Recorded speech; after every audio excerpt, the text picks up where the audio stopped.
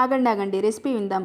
మైదా పిండి లేకుండా స్నాక్స్గా కానీ బ్రేక్ఫాస్ట్గా కానీ ఇలా చేసుకుంటే చాలా బాగుంటుంది. పైన క్రిస్పీగా లోపల సాఫ్ట్గా. ఈ రెసిపీ కోసం ముందుగా 2 కప్స్ బియ్యం తీసుకొని వాటర్ పోసి 2 టైమ్స్ శుభ్రంగా కడిగేసుకొని 1 అవర్ నానబెట్టాలండి బియ్యాన్ని. ఇక్కడ నేను రేషన్ బియ్యం తీసుకున్నాను. 1 అవర్ నానిన తర్వాత మిక్సీ జార్లో బియ్యాన్ని వేసుకొని కాస్త వాటర్ వేసి ఫైన్గా మిక్సీ పట్టుకోవాలండి.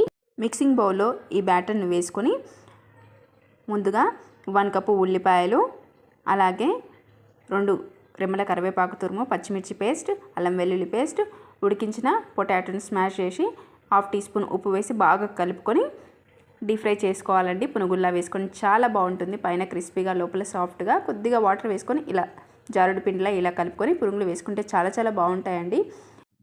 ఈ రెసిపీ నచ్చితే లైక్ చేయండి, షేర్ చేయండి, సబ్స్క్రైబ్ చేయడం మర్చిపోవద్దండి మన ఛానల్ని. ఇలా గోల్డెన్ కలర్ వచ్చాక తీసేసుకుంటే సరిపోతుందండి. పైన క్రిస్పీగా లోపల సాఫ్ట్గా చాలా బాగుంటుంది. Thank you for watching.